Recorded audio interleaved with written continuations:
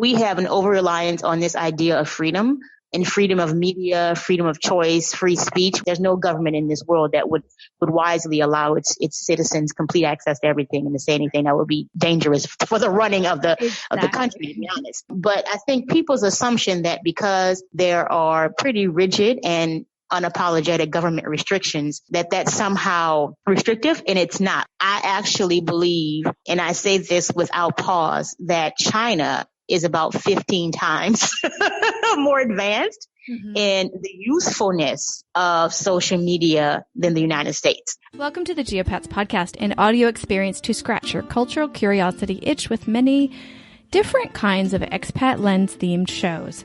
Basically, we talk to expats about different niche aspects of their daily life in different countries.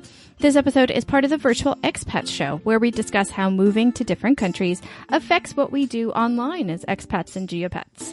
Our other shows so far have included topics like books and languages. In this episode, I am pleased to welcome Keturah Kendrick. Who is Keturah? Keturah is an intelligent, articulate, and delightful person to talk to. I met her at a podcast creators meeting and knew within a few seconds that I'd have to talk her into coming on the show to meet y'all. Her honesty on her online activities pre and post moving to China is really interesting. Keturah is now back in New York City. You'll hear in the interview where she talks about leaving China in a few days after the interview. So thank you again, Keturah, for doing this while you were packing. She's also on her book tour for the book we'll talk about in the interview as well, No Thanks. And she's also suffering through, I'm sure, the adjustments of not having WeChat and Alipay and Erluma and all the other apps we'll talk about too, and the other mobile app conveniences of China that she so aptly describes in this conversation. We wish her all of the happiness she can handle on and offline. A few quick notes before we start. A special thank you to Damon Castillo for the music. You'll hear the instrumental version of Sometime Guy from the Mess of Me album throughout the episode, and then you'll hear the full, lyriced out song at the end. The Geopats podcast newsletter comes out every Tuesday, and the new issue is out now, so go to stephfuccio.com to get that, and also get on the mailing list to get it every week in your email inbox. If listening to podcasts makes you think about making your own, I can help you. You can get a free month of Podbean hosting service by using this promo code, podbean.com/virtual expats. Don't forget the S. If you're an expat, I'm also doing some beginning expat podcasting workshops online. Go to stephfuccio.com for more information. If you don't want to record your voice but need a voice, you can buy mine. I'm doing some voiceover work at voices.com/actors/Steph Fuccio. What I'm not charging for are the promo spots in these episodes. These are offered to content creators and people who have announcements about information, content, and whatnot that is related to what we're talking about in these episodes. If you have any comments or questions while you're listening to this episode, please do feel free to reach out to me. My handle is Steph Fuccio, STEPHFUCCIO, literally everywhere online. That is my handle. Let's get to Keturah and her fascinating online story. I'm so excited to talk to you. You have no idea. Thank you. I'm excited that you're excited, and I'm happy to be on your show. I appreciate the offer. Well, thank you so much, Keturah, for joining us on the Virtual Expats podcast. Thank you for having me. I'm excited to be here. Thanks a lot. I am so excited. This is another one of those instances where we're in the same city, but things are too busy, too hectic, and too gross outside to go to the same place. So we're doing this remotely. Exactly. And Shanghai is so darn big. It's like being in two different cities anyway. So seriously. Have you ever been anywhere that didn't take an hour? No, I lived in New York City for about 14 years before moving to Shanghai. And I thought that was just, especially with public transportation, it was just always a challenge getting to see friends. Shanghai has a whole new spin, that whole entire concept. Yeah. Exactly. Man, oh man, oh man. Well, while we're talking about places, can you give our listeners a brief overview of where you have lived in the world? Wow, sure. Well, I was born and raised in New Orleans, the beautiful, the most wonderful, coolest city in the United States of America. So my first residence was Louisiana, because that is where I spent the first 26 years of my life. Then I moved to New York City, which I often refer to as the love of my life. That's lovely. Yes, I truly, truly adore New York City. I lived there for about 14 years, then Wanderlust got the best of me, and I left New York City and the U.S. and moved to Rwanda in East Africa. Lived in Rwanda for about 2 years, and within those 2 years, just got my travel in and visited about 13 African nations while I lived in Rwanda. And then after my 2-year tenure in Rwanda ended, I came here to Shanghai, China, and I've been here about 3 years. So that's it. How did you end up going from Rwanda to China? Great question. People ask it a lot because, as you can imagine, they're two very different regions of the world. Yeah, maybe a little bit, right? Different countries. I think I was always intrigued with, for reasons that I can't really make tangible, but I've always been intrigued with Africa and Southeast Asia. When I decided to leave the States, it was kind of my vague plan to spend 4 years on the continent of Africa, so I could get to see as many countries as I wanted to, and then 4 years somewhere in Asia. And I had originally thought Southeast Asia because I was intrigued by Indonesia, I was intrigued by the Philippines, by Malaysia. Ended up in China because I'm an international English teacher, and China's pay scale. It's quite nice. Yeah, it was just much more useful for me as a grown woman with a mortgage back in the States. So I came to China really because, especially Shanghai, it gave me access to all of the countries in Asia that I truly desired. I also wanted to visit Japan as well. I forgot to mention Japan. So ended up in Shanghai because it was just a smart decision for my exploration of Asia. Okay. And you've been here how many years again? 3 years. This is my 3rd year.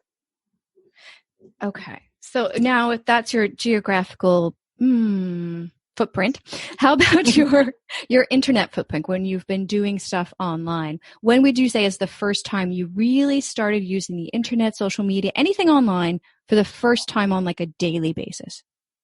Interesting. You know what? And I find this question funny because I am aversive to technology. I feel like I'm like an 85-year-old woman in a 40-year-old woman's body. When Facebook first hit the scene, or at least when I first realized it was a thing, had to be a decade ago. And I really started with Facebook because it seems like that's what everybody else was doing. Mm-hmm. I used to keep in touch with my friends back in New Orleans, especially through email, but everybody got on Facebook. So it seemed like, oh, this is how we're going to communicate now. Cool. It's much more efficient. It's quicker. You know, you get to post pictures of your hamburger and make little sort of smart alecky comments. Oh, fun, cool, share some pictures, whatever.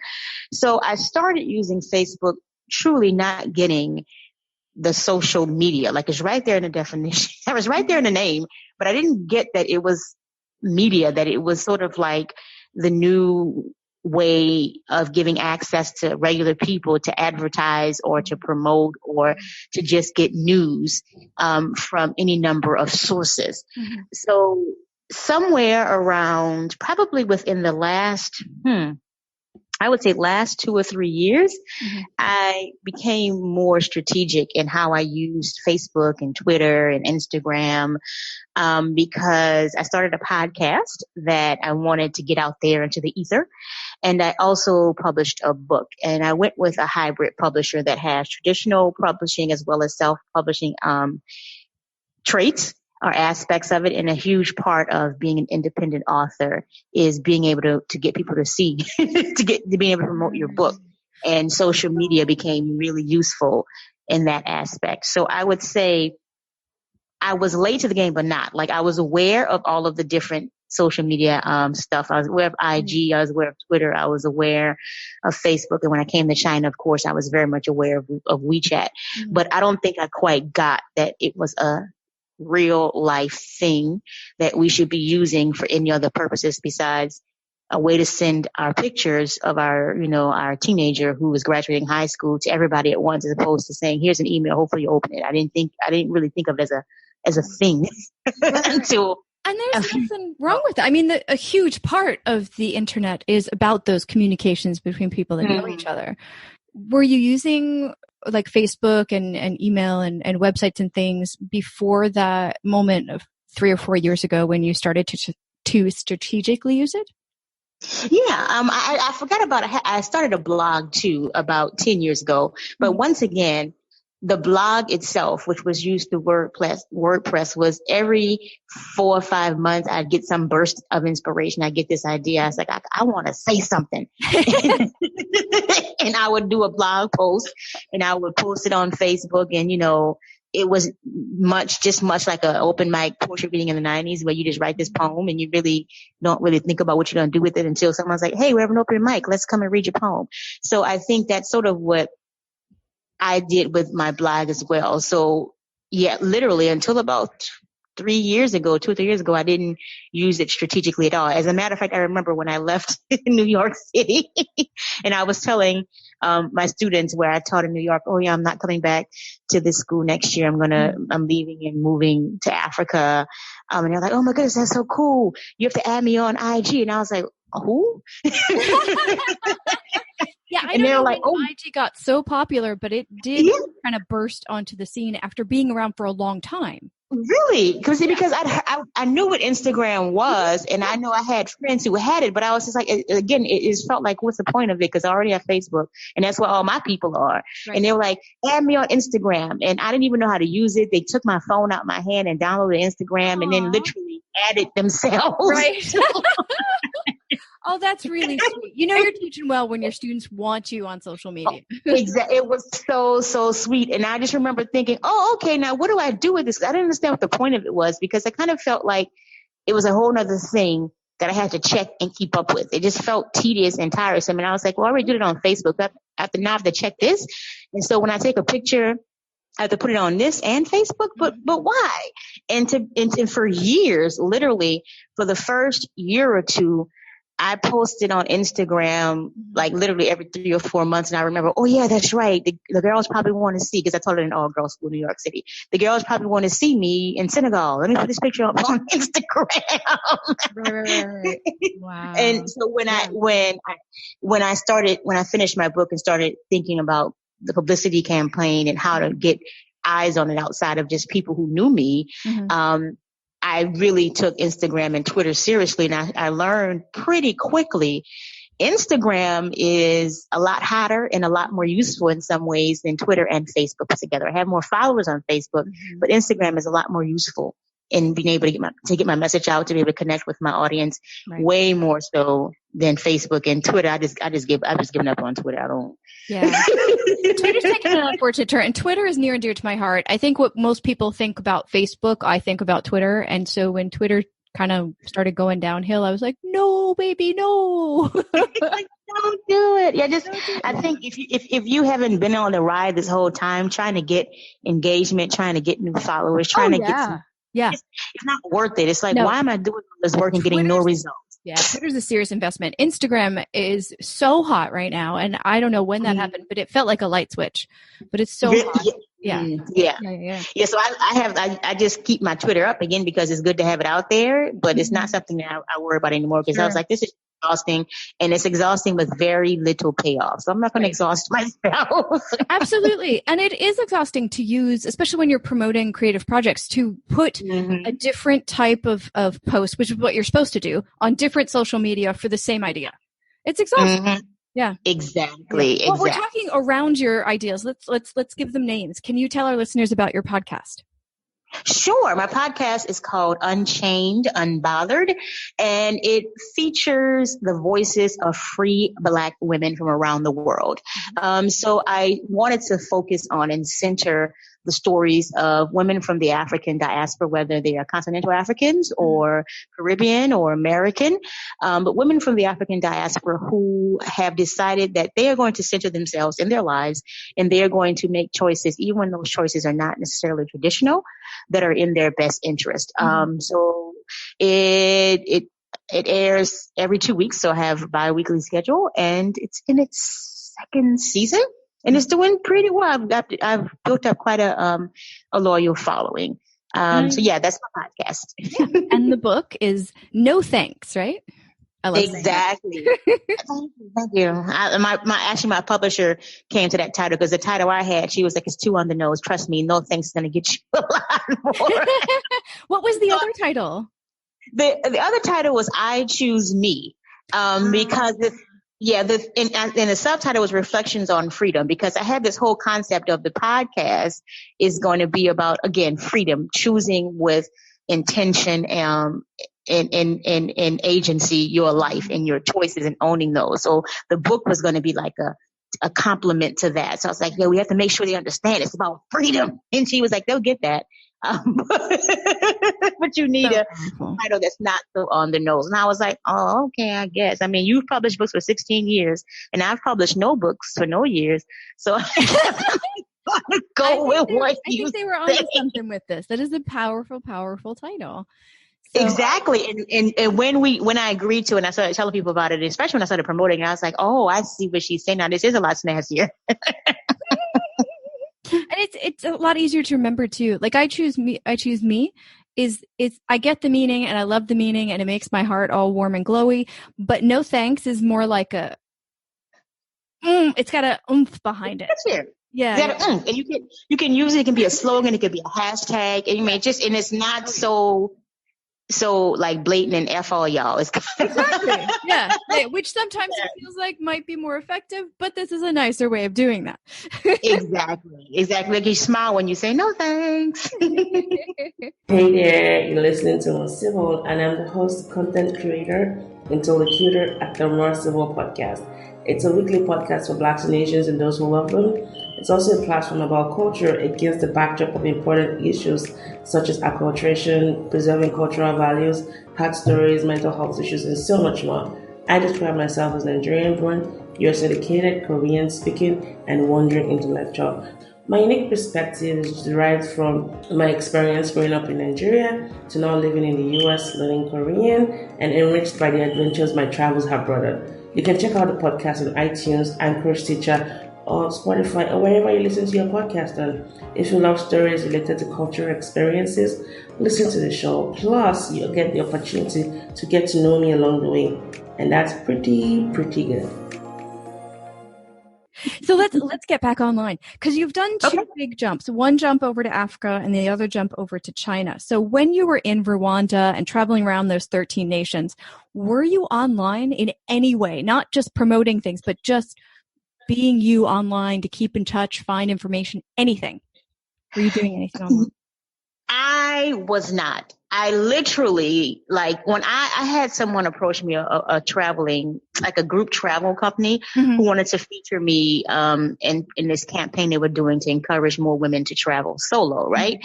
And she said, look, I need 6 pictures of you at landmarks or whatever around the world. The only rule is that they can only be you. If you took pictures with groups, that's fine, but I want you in a picture.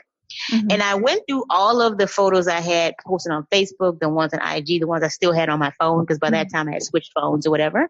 And I realized that there were very few photos of me. Most of them were photos of something, like the monuments or some landmark or some food, because I realized this is really for my friends. They seem very excited about this adventure I'm on.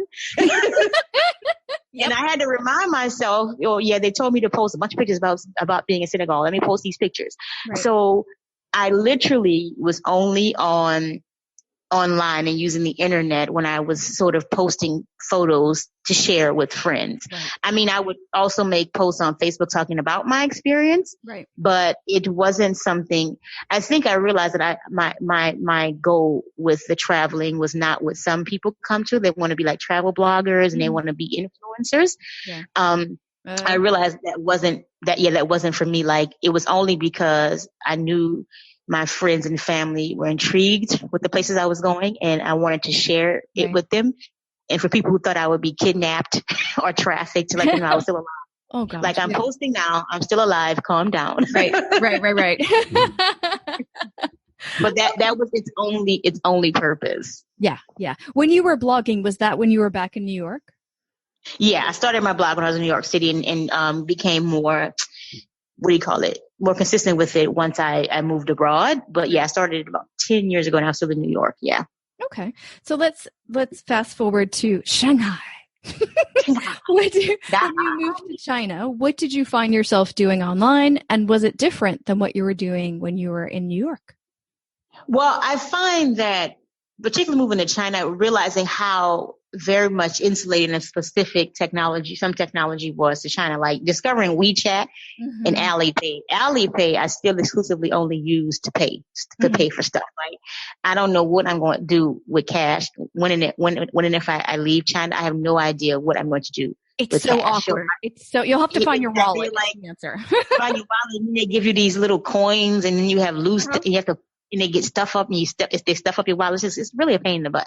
So I use Alipay still mostly just for transactions, but discovering the world of WeChat and how all encompassing and how useful and practical it is for more than just, I think sort of superficial posting of memes or funny, silly stuff. Now that's that part of it that I think is fun and not necessarily a bad thing.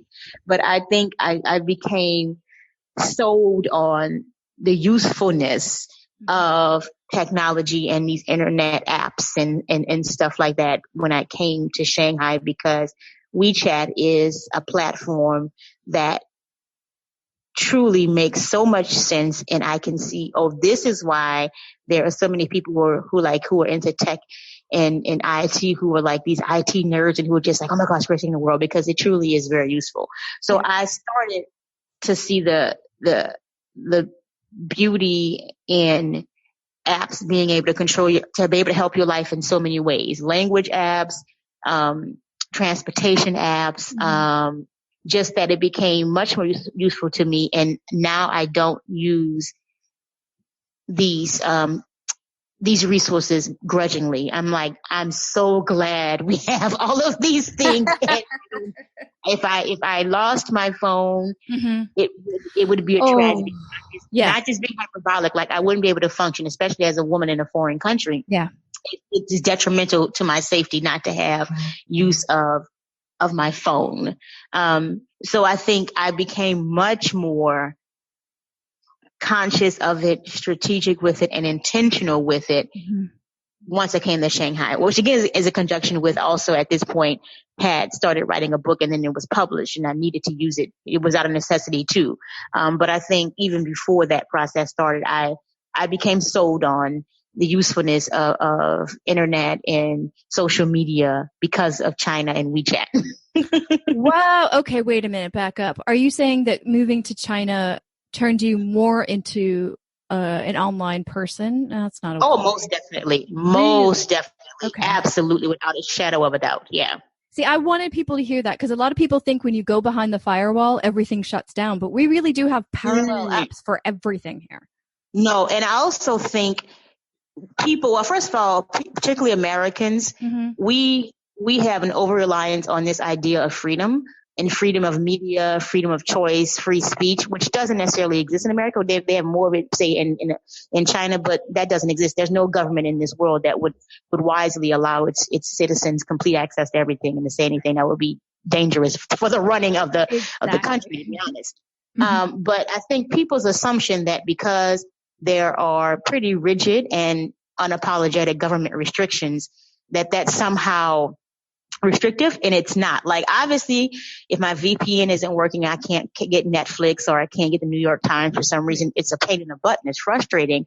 But I actually believe, and I say this without pause, that China is about 15 times more advanced in the usefulness of social media than the United States. Sure. Again, like I said, when I go back to the U.S., having to remember to pull out my debit card, like for what? Like I don't even know what my debit card is, because I just pull out my phone. when it's time to pay. When I go to a group dinner, we don't have to worry about getting out the calculator and do these complicated mathematical equations to decide there's something on the WeChat app to divide the bill up. Split pay. I love that thing so much. When I discovered split pay, it was like a whole new world. And see, I never used Uber much in the US. How do you even pay for Uber? Do you have to break? I assume it. I didn't use Uber very much either, because again, I was in New York City and I was a subway girl. The subway is the city's Uber. So I'm not sure how it works, but I assume it works like Didi. But again, Didi is one of those things that as a foreign woman alone in a country where you don't speak much of the language, it is truly invaluable. It's truly invaluable for getting you from point A to point B. And I also, before I can get Didi on my phone, because the phone I had when I first came here, it didn't like being in China. It was just like, no, I'm not going to download no app. You can press this 1,000 times. I'm not going to download on it.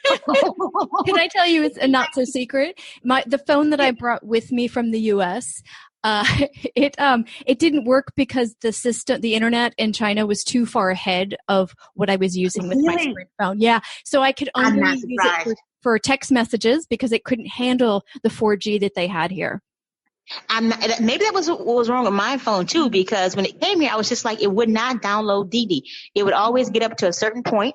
Yeah. And then it would stop. So because of that, I didn't have Didi, but I had one of the many men who works as drivers. And one of my coworkers said, "Oh, I know I have this guy who's like my driver, and he used to have a fleet of cars for Disney, so he now has his own business." So he was my Didi. I was in my WeChat saying, "Oh, I'm right here, Mr. Frank. Can you send somebody to come get me?" He's like, "All right, 20 minutes."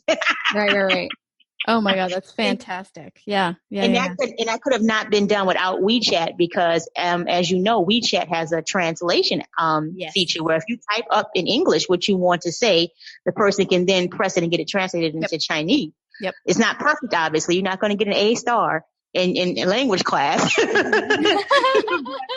Or one thing I learned how to do also is that you can preset messages for your drivers and have them ready in there. Like I have one preset with my address in Chinese. Yeah. So I actually got like a local friend to write something because I can read a little bit of Chinese, but I can't hear it fast enough to understand it. So I had them actually write out something in Chinese that says in Hanzi characters, I can't speak Chinese, but I can read it. If you need to contact me, please write here in Chinese. Oh, wow. And so as soon as I order one and they accept, I send them that message. And most of the time they don't try to call me. I wish I had that so long ago. That would have made so many awkward conversations not awkward. Yeah. Just like, it took me a year and a half to think that. And I was like, I could have done this before I learned to read. I could have, because you can translate within that too. So I was like, why didn't I think of this? But yeah, there's so many things in WeChat. How do you describe WeChat to people who don't live here? I just described it the other day to somebody. I say it is an all-encompassing app that is like a gift from baby Jesus. That is what I say. And I let them try to figure out what all of that means on their own. Like I basically say all of these disparate apps, like you have your IG to post your pictures and the floss on the gram. Look at me. I'm on the beach in Bali. You have Facebook to send around all of your think pieces and your articles and also have these discussions with your friends and joke. You have Twitter for similar things, but the platform is limiting. You just really can send only these quick little characters. You can't do as much with it. And some of us use like Cash App or Apple. Is Apple Pay still a thing? I feel like I heard it for a quick minute, then it went away. It exists, but I don't know. Yeah, but most people don't. I don't hear people referring to it and using it as much. I think it's more like Cash App and Venmo, PayPal for the old people. Oh, PayPal, bless. Yes, PayPal is still plugging along. Bless is hard. It is still plugging along. Oh my gosh. So you have all of that. Go ahead. When we were in San Francisco, let's see, 4 years ago now, my husband was working very temporarily at Trader Joe's. And we were still taking checks, paper checks. Are you kidding me? No, I laughed so what hard. in the world? Yeah. I was like, you're kidding. And do people, like, they accept them, but nobody actually came with them. And he's like, no, like maybe like every 7 or 8 customers, not that common, but they had them. They had paper. But the fact that they still even have 7 or 8 customers come with, do they still make checks? Does the bank still print out checks? I'm curious now. If I sent my bank a message asking for checks, would they laugh at me? I don't even know how to do that. I don't think they do. I don't think they do. I think they do have them. I don't think they would laugh at you because people are still using them, at least 4 years ago. Wow. Yeah. So, and I think I tell them that WeChat is basically all of that in one app, and you never have to leave the app to do all of those things. Right. I do think it does have some components that aren't as what do you call it, intuitive as the different features of the different apps used in the States. Like, I don't necessarily find WeChat a very useful place to have quote unquote discussions about stuff. Although some of the groups I'm in, they try to discuss stuff. I'm like, this is the way this whole thing is set up. It's annoying and it's doing nothing. You'd be better sending a bunch of emails back and forth than this platform and discuss anything deep of depth. But even though some aspects of it aren't as intuitive to me or as useful to me as the different apps that exist in the States, the fact that it all exists in one place is brilliant. And again, useful. It's useful and not just this thing that it exists because in the 21st century we can make anything exist. It's useful. Exactly. Okay. So it sounds like you're using both quote unquote Western apps and websites and the local apps, and we mostly have been talking about WeChat. Are you using other apps and websites that are Chinese specific? The most I use WeChat, and then the second most is Ele.me, the food order app. That has gotten me. I had to pull back. It has gotten me in so much trouble. Ele.me, and Didi. Actually, I also use like the Metro app, Shanghai, Explore Shanghai. I use some of the apps to figure out where to go and to do things to do like Smart Shanghai and stuff like that. Yeah. Yeah. So you're using the Western apps and the Chinese apps. I think that's something that's super hard to convey to people is that we're kind of maneuvering between the two internets. I've heard it called the splinternet recently, which I thought was brilliant. Oh, that's brilliant. Splinternet. Slightly negative. And I don't think it's negative necessarily, but it does talk about it sort of sets up this idea of disparity that doesn't necessarily have to exist. Yeah. I don't know, it's kind of funky. So where do you do most of your social media stuff? Is it on the Western side of the internet? It is on the Western side of the internet. A lot of the Chinese apps I use are just for my day-to-day being able to navigate life. But most of my audience exists still in America and in the West. So a lot of the heavy promotional stuff or even staying in contact and communication with friends and family happens through Western apps. And Chinese apps are really just so I can navigate China. So my day-to-day life in China. Yeah. I completely and utterly do the same exact thing. Yeah. I would like to be on Chinese social media, but the language it's like hard enough to learn the language, and then you've got to learn the slang, and then it's constantly changing for various reasons. And exactly. And I just think the reality is, unless you truly are committed to long-term, and I would say so long-term that you have partnered with a local person and you have to learn the language, you have to sort of completely enmesh yourself because your husband or wife is Chinese. Exactly. It's going to be, in my humble opinion, almost impossible to get caught up on the skill set, the language skill set, the cultural skill set, and all of the unwritten, unsaid stuff that goes into both of those things. It's going to be almost impossible to really get caught up on that as a foreigner, no matter how immersed you are in your work life or in your social life with local culture. It's a lot to have to play catch up on. The language alone. Piece. It's deep. The language is deep. Yeah, that's for sure. So, okay. So you've got the podcast, you've got the book. You were talking about strategically using social media, but I'm still not buying it, Keturah. It still sounds like you're building more of a community than you're just marketing your products. So am I? Yeah, I think you're onto something there, and I think part of it is, and it's funny that you caught that sort of slight shade I still have toward social media because I am building more of a community, because I think one of the things with the saturation of so much social media that consumers want is this sense that they're not being thought of as consumers. They want to be a part of a group that has similar mindsets and similar values. So yeah, I would say, even though I haven't met people who start following me on social media or who consume my products, it is this sense of I have the same value system as you. You're saying things that I think others need to hear and that I believe and I need to hear. So I want to be a part of the community. And sometimes that does end up being genuine friendships. Although I haven't really met these people in person, I think at this point, I don't even say that anymore. I haven't really met her in real life. I think I've been able to sort of blur the line between, if I haven't met this person in real life, then we're not really friends. I think I'm at a point now where it seems sometimes just as authentic, sometimes even more, that when I finally see that person when I finally see that person in real life, I'm not thinking, oh, now we have met. I'm like, oh, okay, we've been met. Right. I jokingly say it's nice to meet you sometimes, because it's like an online electronic meet, but it does feel very real sometimes.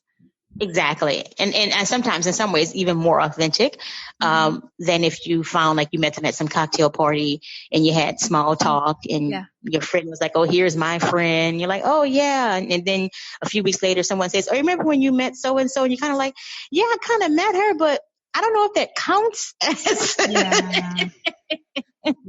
Yeah. It's interesting you say that, because a lot of people do complain that the internet does get us into our silos and we only talk to people that are similar to us and have same ideas.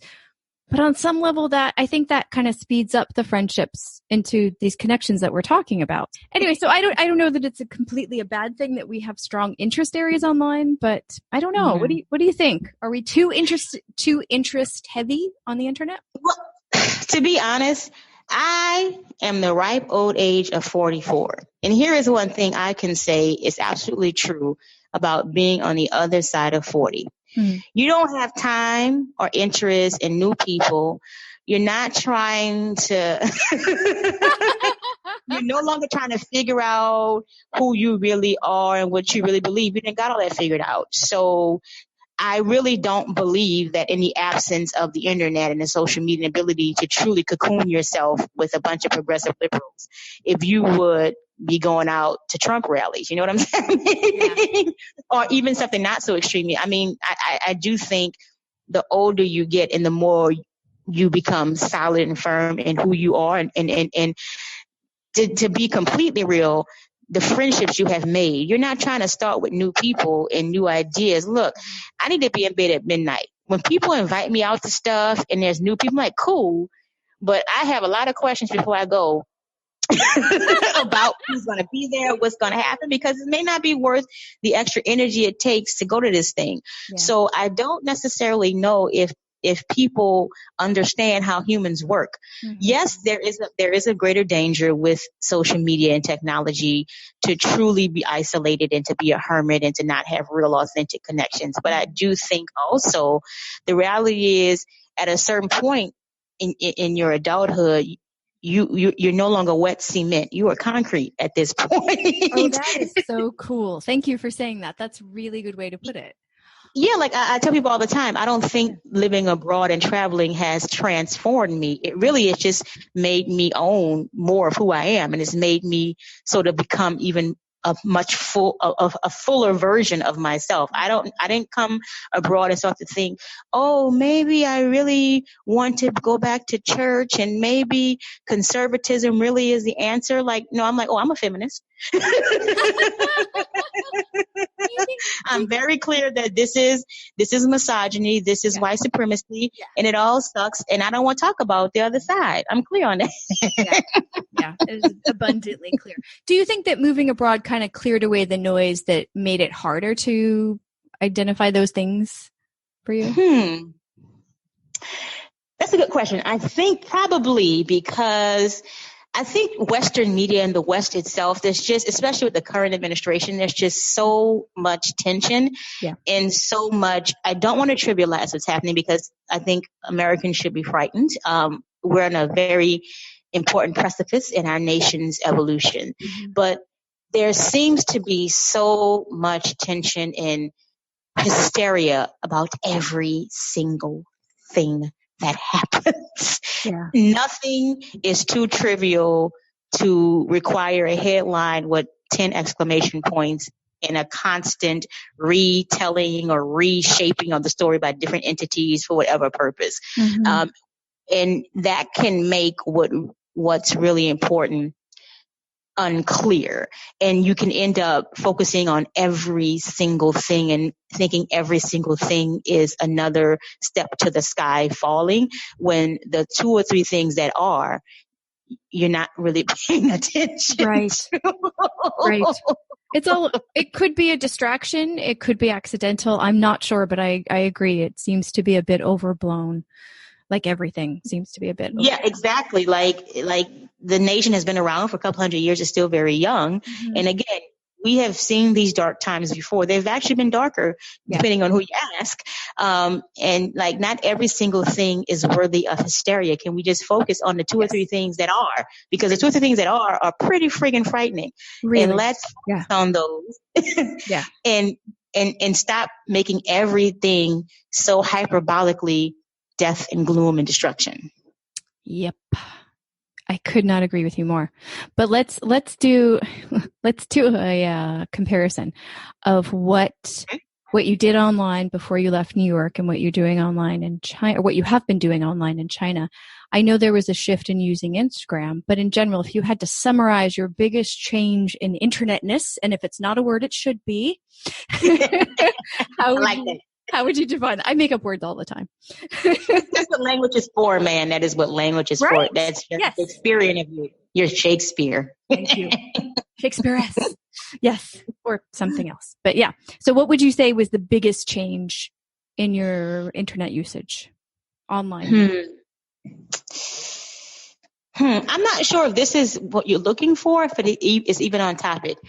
I have found that I have become much more of a watcher of American television shows and media since moving abroad. Like, I have watched Netflix more often. I have downloaded and found these free streaming sites to have access to a lot of programming that it would have never occurred to me to access or bother about back in the States. I mean, I had a TV, I had cable, and the mere suggestion that I download a movie or instead of getting OWN, go and get the app on my computer was just ridiculous. And you're like, how do you watch something on a computer? That's like, I need a TV screen. That's so weird.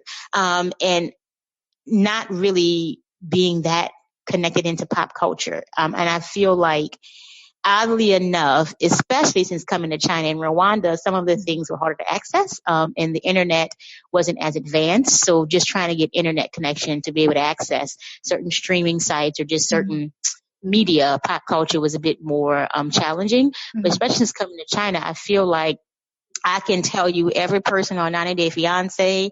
I follow several housewives franchises, and I also do some highbrow TV watching. I got Queen Sugar. I have some of those like independent movies. Like, I just finished a rom-com, Always Be My Maybe, with Ali Wong and the guy from Fresh Off the Boat. And I just feel like, for me, when I think about what has been the biggest shift, I never would have thought that my consumption and interest in pop culture in media would be so intense. And I think when I do go back to the States, I wouldn't be surprised if all of a sudden I didn't care anymore. Like, if I didn't, if I didn't really have to make sure every Sunday I caught up on all of my little ratchet reality TV, as well as look at all of the new shows that people are that are trending on these on social media. It's really just because not wanting to feel left out, because people talk about them and there's all these trending things. So it's not wanting to feel left out. Yeah. And it's my way too of connecting with my friends back home who I miss dearly. I think that is more what it's about. So I won't feel like I'm left behind. That completely and utterly answers the question. Yes, of course. Oh, Yeah. cool. Yeah. And I relate completely. When I first moved to Asia, I was in Taiwan and I found myself doing the same thing. And I used to have like one show that I would watch. And I found myself like actively seeking out a lot more shows and looking at what was popular and checking those out and keeping up with things that I didn't keep up with when I was there, because when I was there, as I'm sure happened to you before in New York and it'll happen to you again, you hear it accidentally. So you don't need to keep up with it. You don't need to look for it. Yeah. It's just always around. I also think that you see your friends and you connect with people more often, so you don't necessarily have to feel like you have to work harder. Like, it really is about, everybody's talking about Pose, which is an amazing show, and I'm definitely certain I will keep up with that when I go back. But everyone's talking about Pose. It's a way to be able to have a conversation and to, again, not feel left behind. Right. When you're actually in the place, you're at work and people start talking about it. You're like, okay, so whatever. Yeah.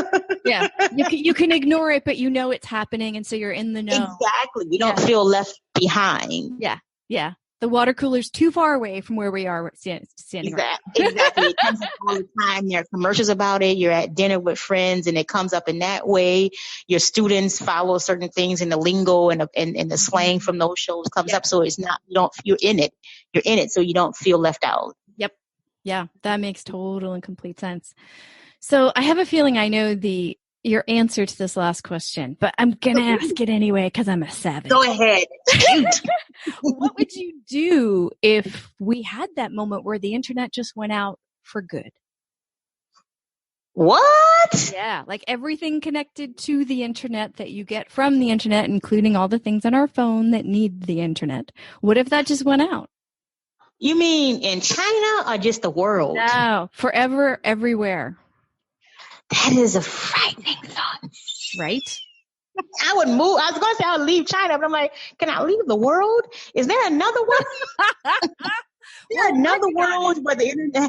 I had a friend, my friend, and when she said this again, because I was still trying to pretend that I was above the internet. I was above reliance on social media in my phone. She made this comment and I was like, oh my goodness, you're such a millennial. She's 24, 25. She made this comment. We were talking about something and I mentioned, she doesn't have internet. So da, da, da. She said, wait, what? Say that again. And I said, she doesn't have internet. And my friend was like, you mean momentarily, like her internet went out? Or she, and I was like, well, I didn't ask her that, but I know she doesn't have the internet. And my friend was like, that's a human right.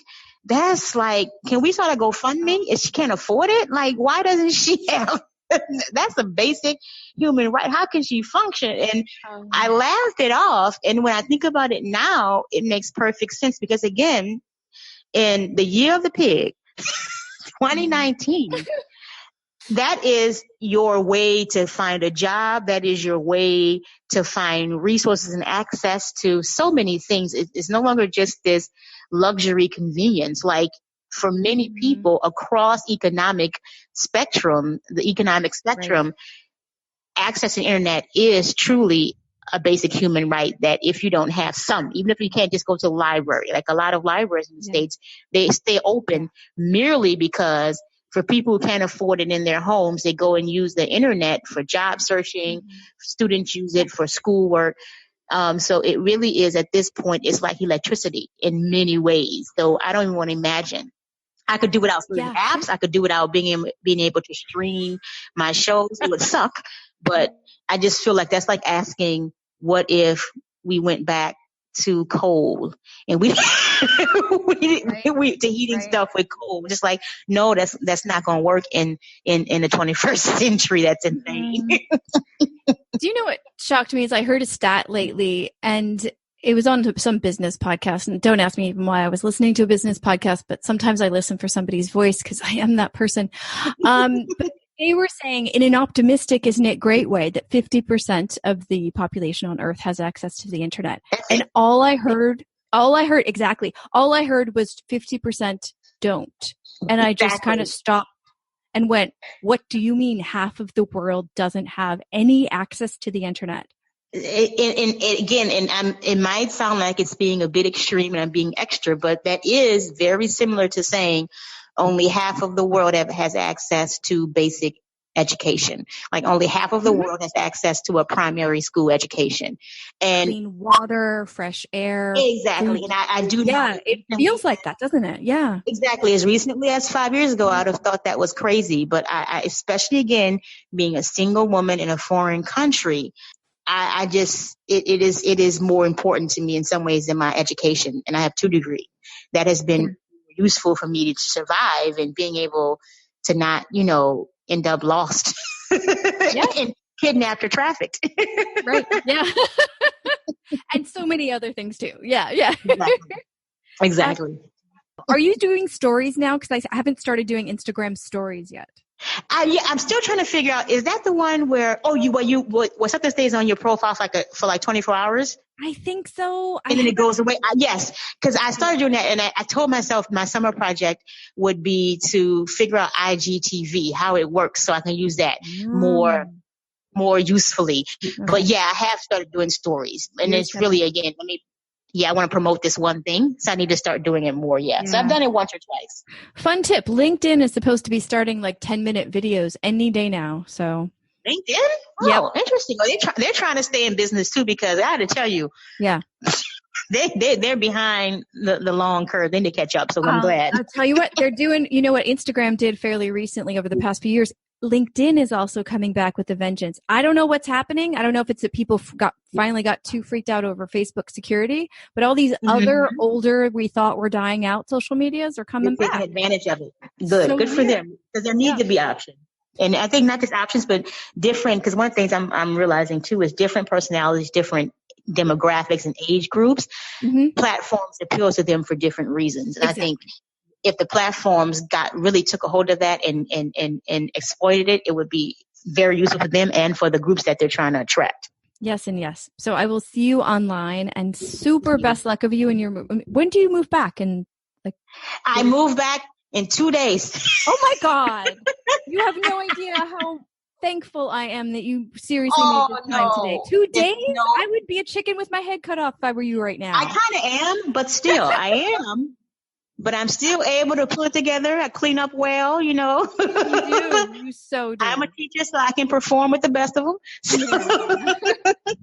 Oh my goodness. Well, I really, really appreciate, in the midst of moving back to New York City, you taking the time to talk to us today about your virtual life. Yes, it was so fun talking to you. You're a very, very good host. Made me feel very comfortable and cozy. You're so sweet. I'm keeping that in there. I'm not removing that. I like that. You should, lady. You should keep all positive comments. Just keep it and put it on constant loop. I think I might. My husband would be like, "Are you playing that again?" Yes, I am. Yes. Do you want to hear it? Would I hear it again? Exactly. Seriously, I wish you so much. I don't even need to wish you success and happiness, because I just know that it's happening. It's just you're there. Thank you. Yeah. Thank you so much. I appreciate it. Thank you so much. Yeah. And I'll be keeping tabs of you on IG. Of course, because now I'm a regular now. I'm a little guru. You are. I'm no longer reluctant. I'm not a reluctant IG user anymore. My students will be so proud of me. They will. So I don't know that it's completely, wow, somebody just threw their dinner out the window. Sorry. That was interesting. Well, that is definitely a commentary on whoever the chef was. Okay. Wow.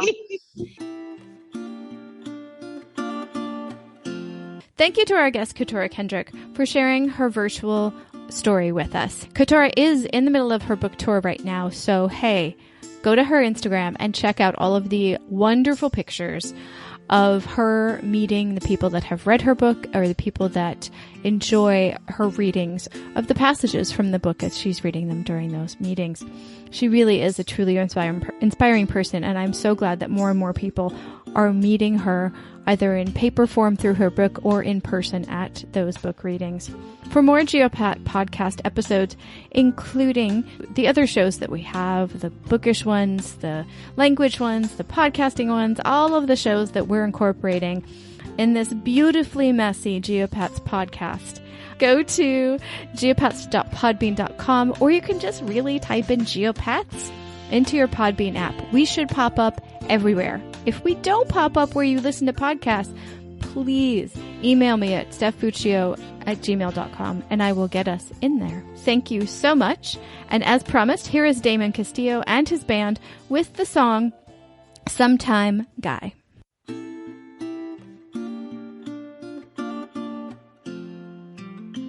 I've been wasting all of my time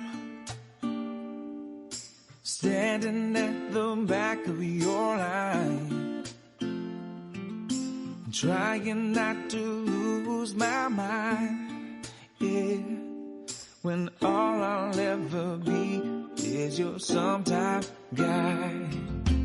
Well, I've been waiting for my moment, and I've been howling at the moon. Well, I've been living with this torment, 'cause there's nothing else my heart can do. Well, I've been wasting all of my time standing at the back of your line, trying not to lose my mind, when all I'll ever be is your sometime guy, your sometime guy. Oh yeah, yeah, oh, your sometime guy. Oh yeah, yeah, yeah. Well, I put my foot down like the man I am. You pull the string and make me dance. Oh, I can't believe the shape you got me in. All these thoughts could drive me mad. Well, I've been wasting all of my time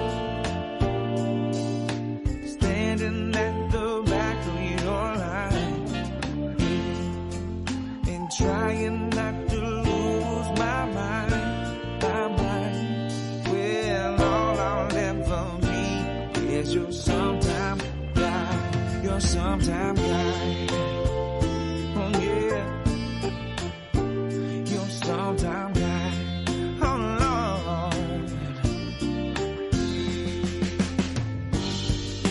something's better than nothing. Oh, but nothing's better than this here love with you.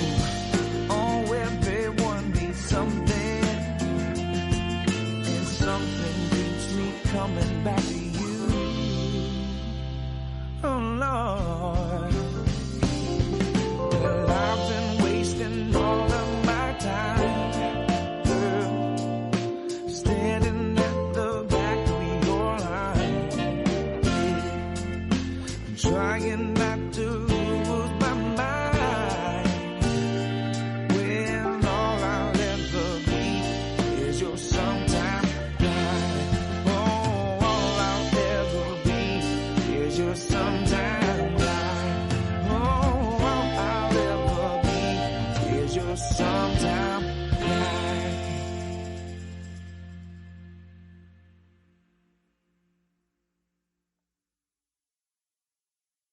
Membership fees apply after free trial. Cancel anytime. You know what's wrong with health and fitness? You weaponize it against yourself. Why didn't you go to the gym today? You're so lazy. Why did you eat that? You have no self-control. Stop it.